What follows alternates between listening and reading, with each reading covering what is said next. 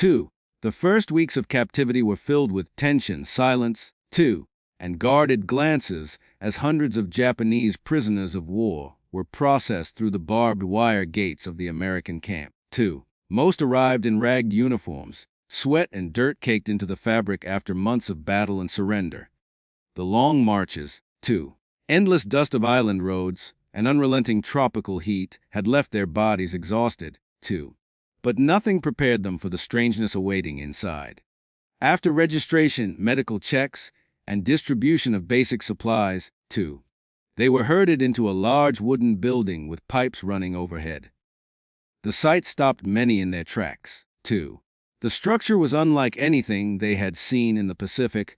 Wide rows of nozzles protruded from metal lines, each with a drain beneath, 2. American guards, brisk and efficient, motioned for them to strip and line up. For the first time, 2. Many realized they were not simply being held, they were expected to wash. Confusion spread like a ripple among the prisoners, 2. Bathing for Japanese soldiers during the war was rare, often improvised in rivers or seas, and always constrained by supply shortages, 2. Soap was a luxury. Yet here, in the custody of their sworn enemy, they were being directed toward an organized ritual of cleansing. 2. Some clutched their belongings, expecting a trick. Others whispered nervously about the steam rising from the pipes. 2.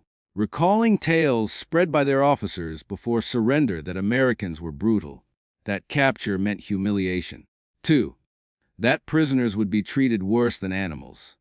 Staring at the gleaming metal showers, they wondered if this was some hidden cruelty. 2. The guards, impatient with hesitation, barked orders in English and gestured again. Shoes, belts, tunics, all had to be removed, one by one. 2. Reluctant hands unfastened buttons, exposing bodies scarred by jungle campaigns. The prisoners felt vulnerable, 2. Humiliated in front of strangers and each other. Still, they obeyed, clutching bars of soap thrust into their palms. Then came the hiss of water, 2. From the overhead pipes gushed streams of clean, hot liquid. The sudden warmth shocked the men. For an instant they froze, expecting pain. Instead, 2. As the water coursed down their backs and shoulders, washing away layers of grime, a strange calm overtook them. Some closed their eyes, 2. Letting the dirt swirl into the drains. Others rubbed cautiously with the rough soap, as if testing whether it was truly allowed. Slowly, 2. The initial fear melted into quiet awe. They had not felt such heat and freshness in months, even years. In the islands where they had fought, 2. Water was rationed, showers non-existent, lice and disease rampant. To step under a stream of hot water with no buckets, no shouting officers, 2. No restrictions was an almost unthinkable luxury. Here, in enemy hands, they were cleaner than they had ever been in their own army barracks. 2. When they emerged, thick cotton towels awaited them, folded in stacks. Many prisoners touched them as though they were artifacts from another world. 2. They dried their bodies awkwardly, unaccustomed to such fabric. For the Americans, this was routine camp procedure. For the Japanese, 2. It was a revelation. They shuffled out, hair dripping, skin pink from the warmth, and an unmistakable murmur of astonishment passed among them. 2. The fear that had gripped them upon entering the shower hall was replaced by bewilderment. 2. Had their captors truly given them comfort instead of cruelty? That first encounter with the camp showers lingered in their minds long after. 2. It was the beginning of a series of discoveries that challenged everything they had been taught about the enemy. 2. The experience was not just about washing dirt away. It was about confronting the difference between what they had been told and what they now lived. 2. The modern shower, with its endless hot water and soap, became a symbol of something larger. 2. The realization that captivity might not mean degradation, but an unexpected glimpse into another civilization's way of life. 2. When the first showers ended and the prisoners filed back into the barracks, a heavy silence spread across the room. They sat on wooden benches, 2. Some clutching their folded uniforms, others rubbing their hair with the thick towels, 2. Unsure whether they had experienced a blessing or a hidden threat. Many avoided eye contact, as though speaking openly might break an unspoken rule. 2. Deep inside, however, unease gnawed at them. They had been warned countless times that capture by Americans meant dishonor, torture, and death. In whispered briefings before battles, Japanese officers had painted images of sadistic enemy camps where starvation and abuse awaited. Yet here, the first act forced upon them was bathing with soap and hot water. To many, it seemed suspicious. Too kind, too civilized.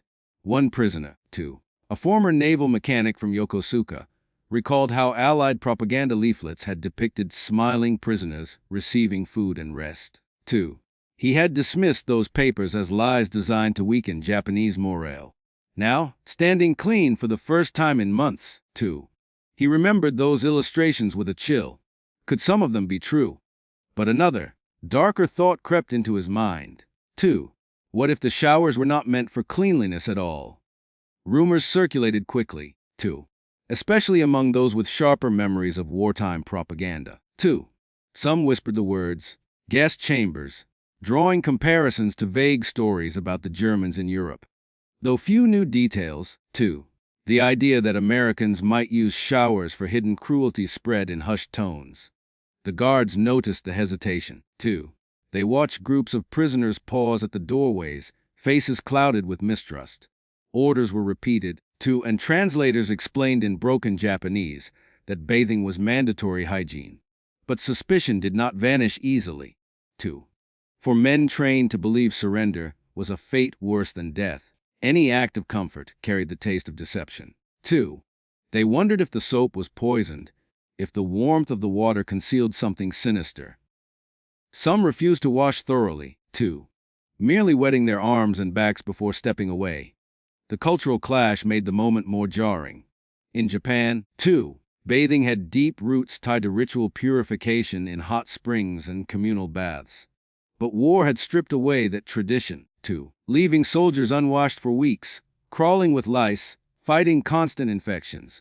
The camp showers, in contrast, were industrial, rows of steel pipes and drains, efficient without privacy, operated like clockwork. To the Americans, this was practical hygiene, nothing more. To the Japanese, it felt alien, mechanical, almost dehumanizing, a ritual stripped of spiritual meaning. Transformed into something functional yet unsettling. For days, conversations among the prisoners circled the same questions. Why would the Americans waste hot water on captives? Why give soap towels and time when they could have left them filthy? Was it truly generosity, or part of a larger plan to break them mentally?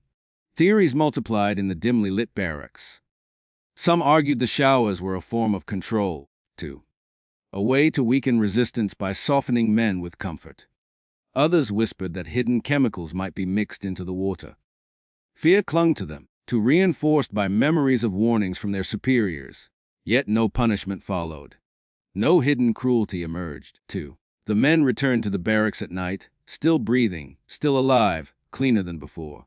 Slowly, suspicion began to erode, replaced by reluctant curiosity. The Americans repeated the process the next day and the day after. Soap continued to be distributed, Guards ensured every man entered the shower hall, and still, nothing terrible happened. Suspicion remained but now mingled with confusion, What kind of enemy would care if their prisoners smelled clean or carried fewer lice? For men raised to believe capture was worse than death, this realization was as unsettling as the showers themselves. The daily rhythm of hygiene soon became part of camp life, though at first it felt forced. Each morning or evening, depending on the schedule, guards lined them up and marched them to the shower hall, At the entrance, they received soap wrapped in paper, smelling strongly of chemicals unlike anything from home, and towels, often marked with military supply stamps. The routine was mechanical: strip, step under the streams, wash thoroughly, dry, dress, and return, But as days turned into weeks, the prisoners realized this was not a temporary measure. Cleanliness was a rule, enforced as firmly as curfews and roll calls. The Americans explained hygiene standards through interpreters, gesturing to show how to use soap properly, insisting men scrub not only their arms and faces but their feet, hair, and hidden folds of the body. Lice checks followed, carried out by medics who inspected clothing seams and bedding. Delosing powder was issued along with clean undergarments. 2. For the first time, many Japanese soldiers realized the enemy treated disease prevention as seriously as food or weapons. To the Americans, too, hygiene was not a luxury but a necessity for order, health, and discipline within the camp. For the prisoners, too, this routine carried a strange mixture of humiliation and fascination. On one hand, they were stripped of individuality, 2. Compelled to wash on command like schoolboys. On the other, they discovered that life free from constant itching, sores, 2, and infected wounds was surprisingly tolerable. 2. A corporal who had fought on Guadalcanal remembered weeks when his unit bathed only once in muddy streams, while tropical ulcers spread among his comrades. 2. In contrast, after just a few weeks of enforced showers, the sores on his legs began to heal, and the chronic cough that plagued him faded. 2. It was a quiet, undeniable improvement, an irony that gnawed at his pride. Language barriers caused endless confusion at first. 2. Many prisoners did not understand when guards shouted about washing hair or scrubbing feet, so they did the bare minimum. 2. When they tried to skip steps, they were forced back under the streams, watched impatiently until the soap lathered properly. 2. Some resented the interference, muttering that it was degrading. Yet even in their resistance, they could not deny the results. Their uniforms, too, laundered regularly by camp procedures, no longer carried the foul stench of rotting cloth. 2. Blankets smelled faintly of detergent instead of sweat and mildew. The barracks, once suffocating with the odor of unwashed bodies, 2, grew more tolerable, even for those who never admitted it aloud. Gradually, suspicion gave way to habit. Prisoners began to anticipate the routine, 2, lining up with less resistance. They learned to scrub thoroughly, dry themselves with care, and fold towels as instructed. 2. Some even compared soap types, noting which lathered better or smelled less harsh. For men stripped of freedom, 2. Such comparisons became a form of conversation, a way to fill long hours of idleness. Hygiene transformed from a command into a shared ritual, to quietly binding them together. 2. What struck many most deeply was the realization that their captors expected them to maintain dignity even in captivity. 2. To be forced into showers and provided with soap was not only about controlling disease. It was about enforcing a standard of humanity, 2. In the Japanese Army, soldiers had been taught that comfort was weakness, that enduring filth and pain was a mark of honor. Now, 2, under the discipline of their enemy, they were shown that regular washing could be as much a part of discipline as carrying a rifle. 2. This clash of values unsettled them, but also sowed the first seeds of reluctant respect for the strange, relentless order of their captors. 2. The first time hot water cascaded over their shoulders, many prisoners gasped, some stepping back as though scalded. The steady, 2, controlled warmth pouring from the nozzles was unlike anything they had experienced. 2. For men accustomed to makeshift washing in cold rivers or hastily filled buckets, the sensation was almost luxurious. Steam curled through the air, 2, softening the harsh light of the barrack-style room. The soap, pungent and foreign, foamed thickly, lifting away months of grime. 2. They rubbed it tentatively at first, then with vigor, marveling at how the lather clung and rinsed away with ease. For some, too, the moment was overwhelming. They remembered long campaigns in the jungles, where officers warned them to conserve every drop of water. 2. That cleanliness was secondary to survival. On remote islands, baths were rare. Soldiers wiped themselves with rags, 2, their skin perpetually sticky with sweat, salt, and dust. The few occasions when hot water could be heated in cans or drums were rare blessings, 2, shared among dozens of men. Here, however, each prisoner stood under his own stream of warmth, as though such luxury were endless. 2. It was not simply bathing. It was immersion in another world. The towels provided afterward deepened the shock. Thick and absorbent. 2. They were unlike the thin cloths soldiers had shared in Japanese barracks. Prisoners pressed the towels to their faces, 2, inhaling the faint chemical scent of detergent. Their skin felt renewed, pores open, the sticky film of the tropics washed away. 2. It stirred emotions long suppressed. Some recalled family baths back home. 2. Memories of mothers drawing hot water in tubs before the war consumed their lives. Others thought of public bathhouses. 2. Distant echoes of a civilian past. The camp showers reawakened those sensations, now framed by the strangeness of captivity. 2. The Americans treated the routine without sentiment, issuing soap and towels with the same blunt efficiency as rations. For them, too, it was procedure, disease prevention, morale management, order. Yet to the prisoners, it became a quiet revelation. The irony was bitter. 2. They had expected cruelty, yet encountered comfort beyond what they had known even among their own forces. Some felt shame, too, believing such indulgence weakened them.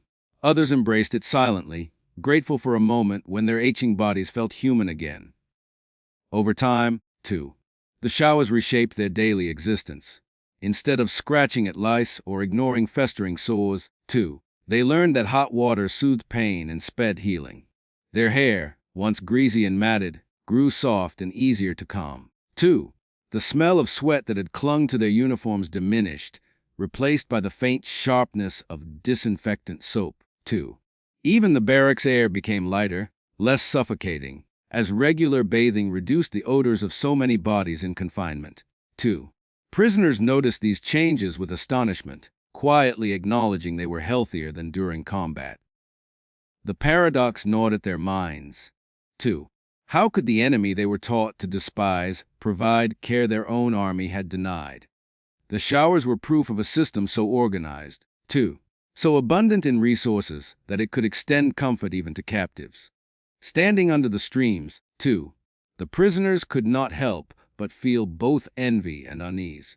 It was a reminder of how different this world was from the one they had left behind, 2. And how far Japan lagged in offering such basic dignity to its own soldiers. At night, when the barracks dimmed and the prisoners lay on their cots, 2. Conversations often drifted back to comparisons with their former lives in the Imperial Army. 2. The subject was not weapons or battles, but the strange discovery of hygiene. Men who had marched across Burma, 2.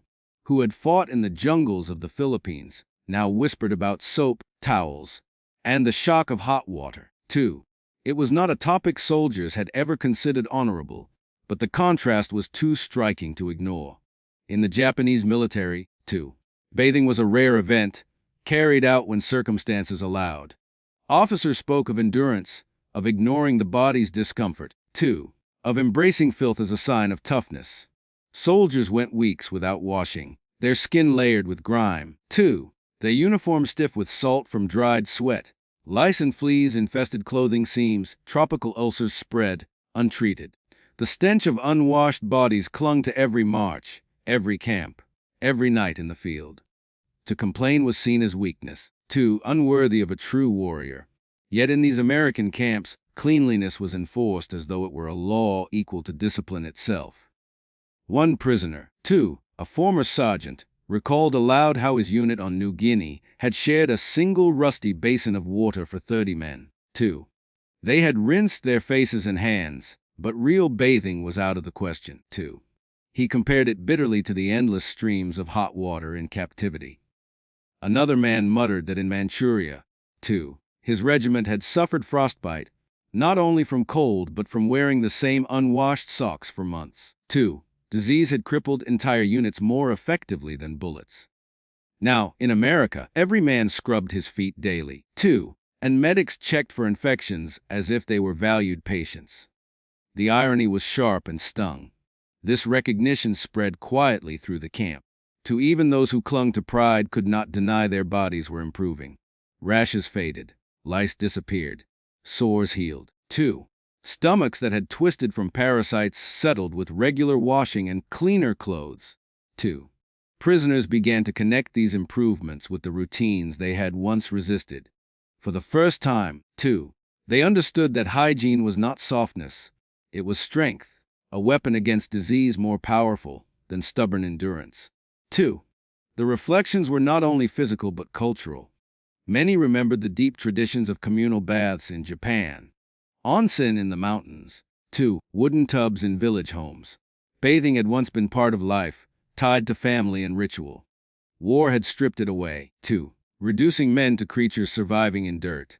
Now, in captivity, the enemy had returned what their own army had denied. The paradox unsettled them. 2. Some spoke of it with longing, recalling their mothers' heating kettles in the evenings. Others fell silent, ashamed that it was America, not Japan, that had restored this dignity. The guards did not understand the depth of this shock. For them, hygiene was practical, too, tied to regulations and public health. They issued orders without sentiment, never imagining that the routine showers carried such profound meaning, too. But within the wire fences, men lay awake, staring at the rafters, realizing that the very structure of military life they had known was flawed, too. It was not strength to endure filth. It was not honor to ignore disease. They began to wonder, too. If America cared this much for the health of captives, how much more must it care for its own soldiers? The thought was uncomfortable, yet impossible to silence. Weeks stretched into months, and the hygiene routine that once felt alien carved deep grooves into the rhythm of captivity. Every man knew the order of the day: wake up, roll call, meals, and at scheduled intervals, the march to the shower hall. The guards no longer needed to bark as loudly, and the prisoners no longer shuffled with such reluctance. They moved in steady lines, soap tucked into their palms, towels draped across their shoulders, as though it had always been this way. The transformation was not merely physical, but mental, too. The Japanese soldiers, stripped of their weapons and cause, had regained something unexpected: a fragment of dignity. Their uniforms, laundered regularly, no longer carried the stench of decay. Their bodies, washed and examined, were free of lice and festering wounds. Even the mirror, like reflections in small puddles after rain, revealed healthier faces. Cheeks less gaunt, skin less scarred by sores. It was an improvement none could deny, even if they never admitted it aloud. Cleanliness began to symbolize more than survival, It became proof that they had not been entirely reduced to shadows of men. The effects rippled through the barracks. Coughing diminished, The relentless scratching of lice-ridden scalps disappeared. Blankets smelled faintly of soap rather than mold. Guards remarked, sometimes with a smirk, that the Japanese prisoners looked more orderly than when they had first arrived. Some prisoners, embarrassed by this observation, resisted internally, clinging to the belief that such routines were meant to soften them. Yet the truth was plain, They felt stronger, their wounds healed faster, their sleep deepened, and their energy, though bound by captivity, grew steadier. For some, this change stirred pride rather than shame. They began to fold their towels neatly after drying, to polish their boots with greater care, to keep the barracks swept and orderly. It reminded them of old traditions back home, of the meticulous rituals of Japanese households. Cleanliness, they realized, was not submission to the enemy. It was reclaiming fragments of themselves, buried under the mud and chaos of war. Even conversations shifted. Men once too wary to speak now traded quiet remarks about the strangeness of feeling refreshed. About the irony that they were healthier in captivity than in the field. American medics, practical and unsentimental, kept records of the improvements: fewer cases of dysentery, fewer infestations, fewer deaths. For the Americans, it was proof that the system worked. For the Japanese, it was an awakening, They could not help but notice that their captors treated hygiene as a matter of discipline and respect, not a privilege, but a requirement, This lesson unsettled them, because it contrasted so sharply with their own military ethos, where enduring filth was a badge of honor. Here, the opposite was true: cleanliness was order, and order was strength. Over time, the suspicion that had once clung to the showers eroded almost entirely, Men no longer whispered about poison in the soap or hidden cruelty behind the water pipes. Instead, they began to anticipate the warmth, even to crave it. The ritual became something to look forward to, a moment of physical relief in a life stripped of freedom, Some prisoners lingered under the streams longer than allowed, closing their eyes, and letting the water cascade over them, 2, as if washing away not only dirt but memories of defeat. In the quiet of those routines, 2, many discovered that hygiene was more than a rule enforced by guards. It was a restoration of dignity, a way to feel human again, even within the barbed wire. It was a subtle, undeniable transformation, too, one that changed not only their bodies, but their very sense of what it meant to endure, too.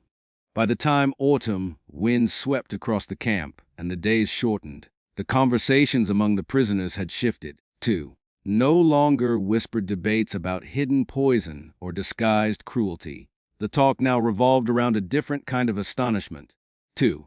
The realization that these daily rituals of soap, hot water, and towels were not accidents of captivity, but symbols of something larger. 2. In the dim barracks, where men sat cross-legged on their bunks, they began to tell each other stories of their first encounters with the showers. 2.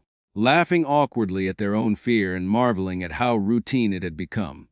One prisoner, once a stern infantry officer, 2, confessed that when he first stepped into the steaming chamber, he thought it was a trick designed to kill them.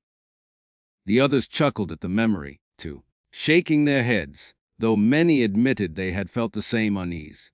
Another man, younger and more talkative, 2, compared the camp showers to the great public bathhouses in Tokyo he had visited as a boy.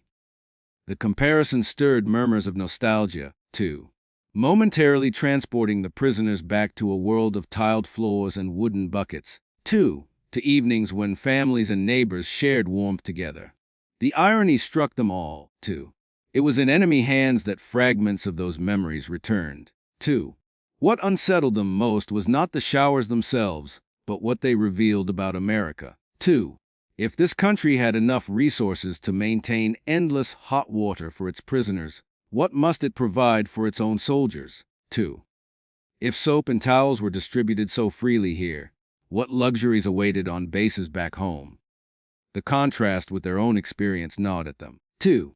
They remembered comrades who died from infections because there was no clean water to wash wounds, 2.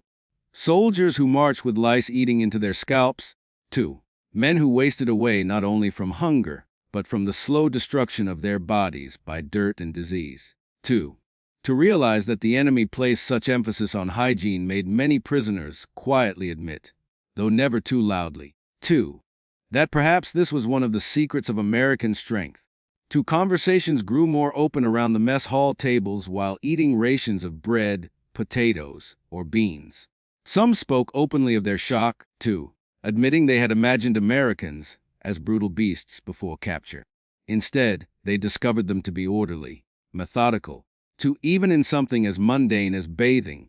Others took it further, 2, suggesting that this reflected an entire civilization built on abundance and efficiency, 2, one that had the luxury to extend such practices even to its enemies. These ideas sparked debates, 2, for not all prisoners wanted to admit such uncomfortable truths. Pride still lingered, 2, and many bristled at the suggestion that America was superior. Yet the evidence of their own clean skin, healed sores, 2, and improved health was undeniable. For some, the realization turned bitter. They muttered that this comfort was designed to weaken them, 2, to strip them of the endurance that once defined Japanese soldiers. Others felt something different, a reluctant respect, 2. They began to view the showers not merely as hygiene, but as a window into the vast resources, industrial might, 2, and different philosophy of their captors. In hushed tones, 2, a few even admitted that the experience had changed how they imagined the world beyond the wire. Thus, the showers, 2, once feared as instruments of cruelty, became centers of revelation. 2, they were no longer only about soap and water, but about the stark contrast between two worlds, and the realization that their enemy's power rested not only in weapons, but in systems of life so advanced that even prisoners of war were swept into their discipline. 2. Years later, when many of the Japanese prisoners returned home after the war's end, the memory of captivity remained complex, marked by shame, to relief, and confusion. Yet among the countless impressions carved into their minds, one image persisted with startling clarity: the showers, 2. Men who had fought on distant islands, who had seen comrades fall in jungle ambushes and naval bombardments. 2. Remembered above all the sensation of hot water pouring from pipes, the soap foaming in their hands. 2. The enforced rhythm of cleanliness that had first unsettled and then transformed them. Some former prisoners spoke of it to their families, too, awkwardly describing how the Americans had insisted on daily hygiene. Their wives and mothers listened in disbelief. 2. How could an enemy provide such care? Others remained silent, too, reluctant to admit that captivity had offered comforts greater than those their own army had granted. Yet in private, too, many acknowledged that the hygiene standards of the camps had altered their perception of the world. 2. The memory of endless hot water stood as proof of a civilization different from their own, modern, abundant, and organized in ways that Japan, too, despite its discipline and tradition, could not match during the war years. The recollection was not sentimental. For the prisoners, too, showers had been strange, humiliating, even frightening at first, but time reshaped those feelings.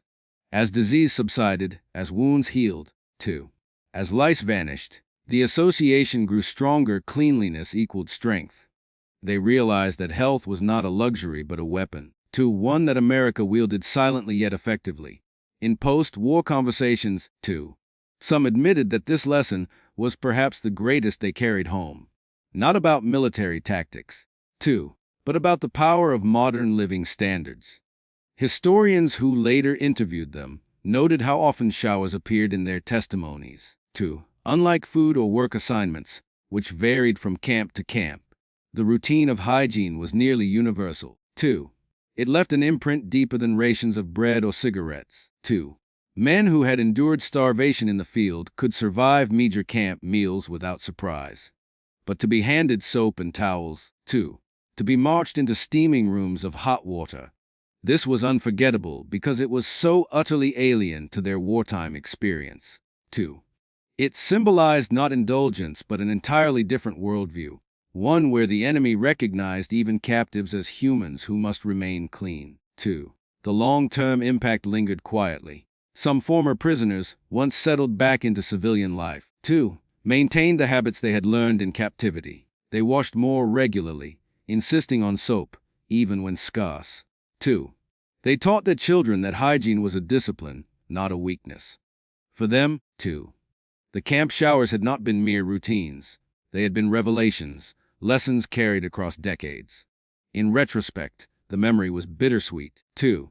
It reminded them of defeat, of surrender, of being reduced to captives. But it also reminded them of survival, too, of unexpected dignity in the hands of an enemy they had been told to hate. For many, it was the paradox that defined their war, too, that in the moment of humiliation they had glimpsed a form of modernity they could not forget. 2. The showers were not simply about water and soap. They were about discovering that cleanliness, order, and care, even in captivity, too, could alter the very way a man understood his place in the world. The showers, too, with their relentless streams of hot water and the simple act of handing out soap, had done more than cleanse their bodies. 2. They had washed away layers of certainty, exposing the prisoners to a reality they had been taught to deny, too.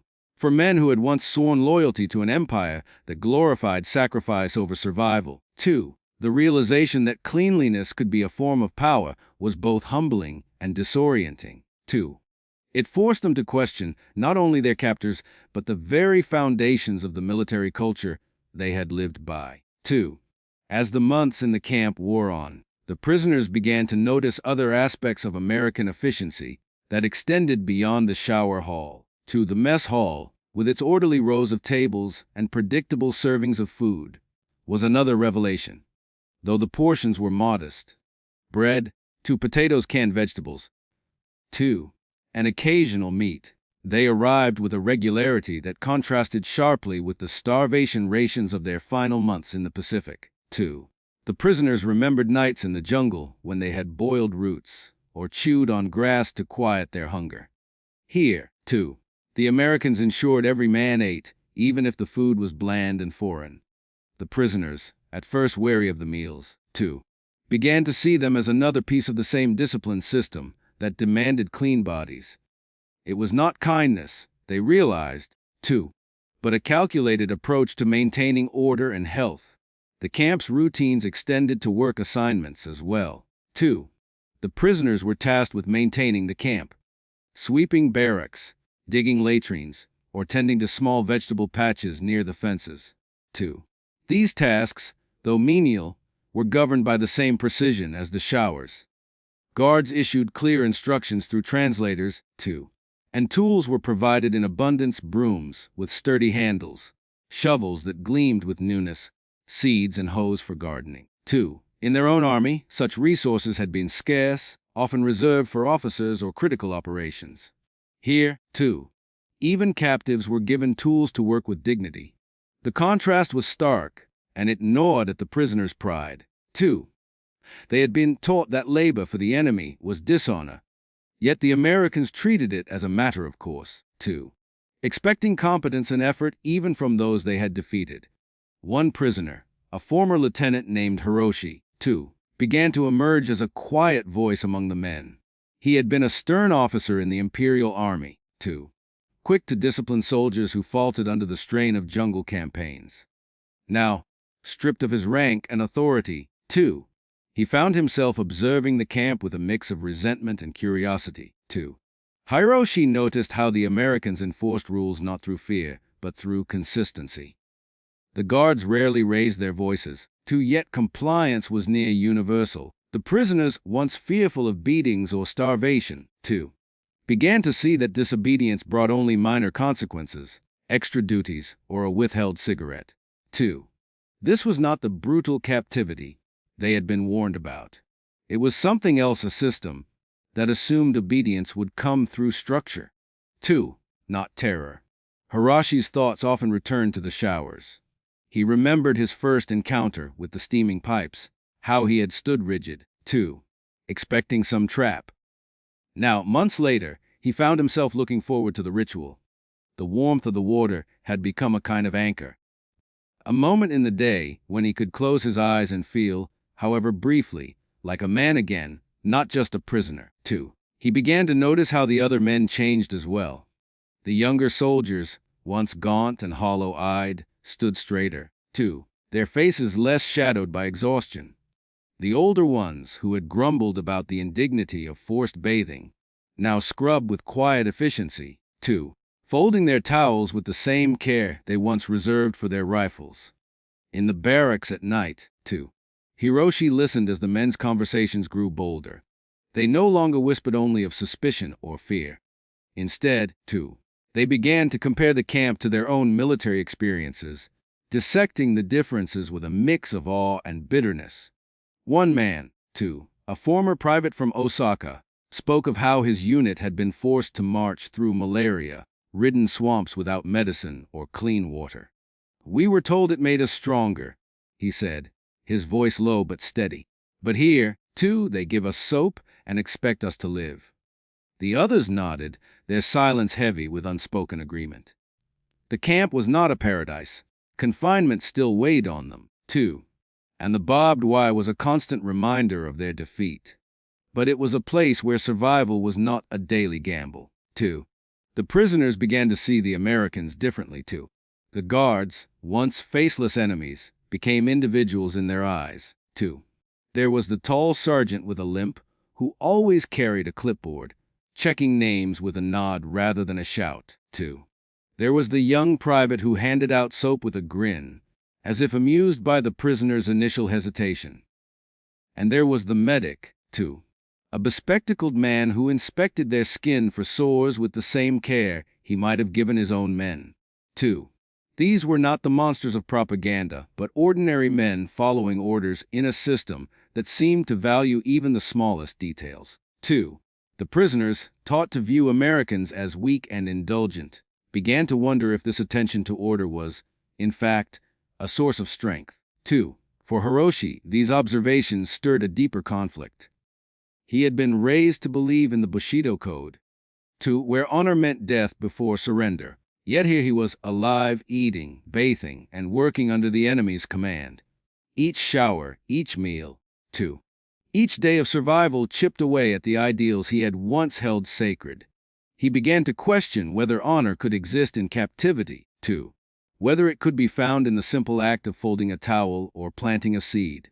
The Americans, he realized, too, did not see captivity as dishonor but as a temporary state, one where men could still contribute, still live with purpose. 2. This perspective was alien, yet it lingered in his mind, refusing to be dismissed. The changing seasons brought new challenges to the camp, too. As autumn gave way to winter, the air grew sharp, and the prisoners, accustomed to the tropics, shivered in their thin uniforms, too. The Americans responded with efficiency, issuing wool blankets and heavier clothing. The prisoners, expecting neglect, were stunned, too. In their own army, soldiers often endured cold with nothing but their resolve. Here, the enemy provided warmth as readily as they provided soap, too. It was another piece of the puzzle, another sign of a system that valued function over suffering. By the time spring arrived, too, the prisoners had settled into a rhythm that felt almost natural. The showers, once a source of fear, were now a cornerstone of their day, too.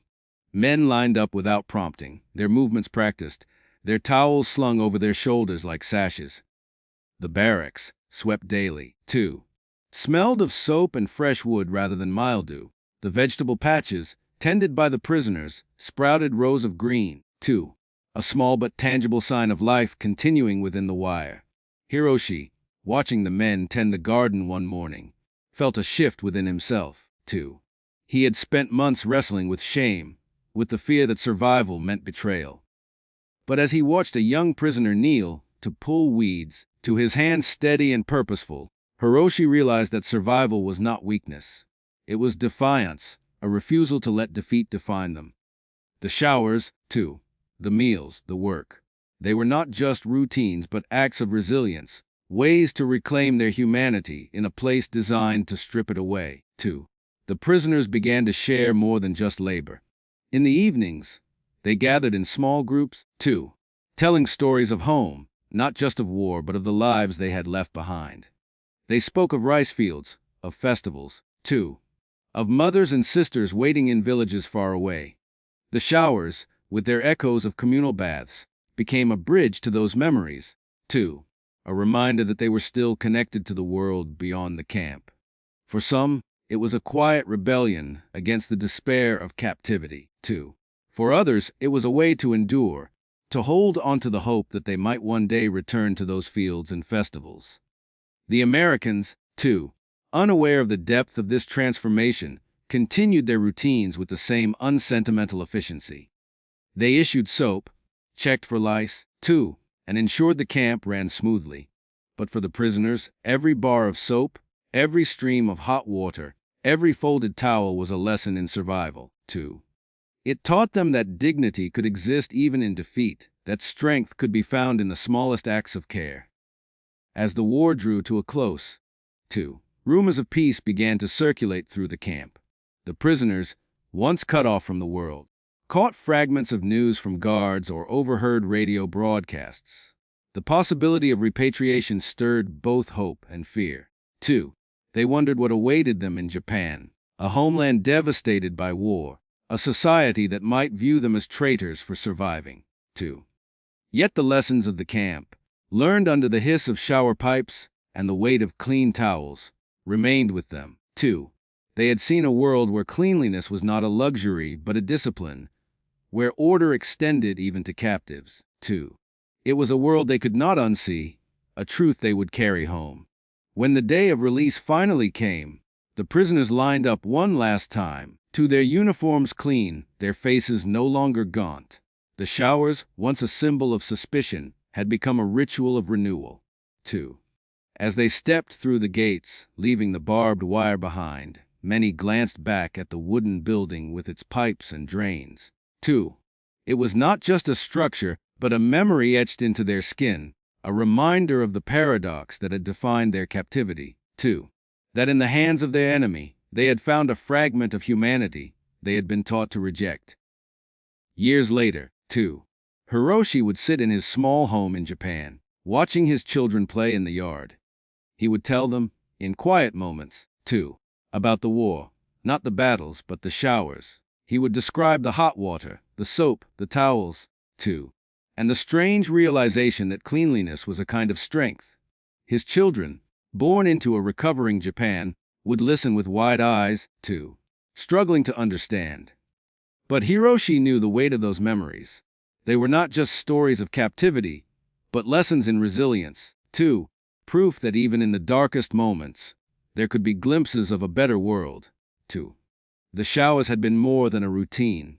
They had been a revelation, a bridge between defeat and dignity, a reminder that survival, too, in all its quiet forms, was a victory of its own.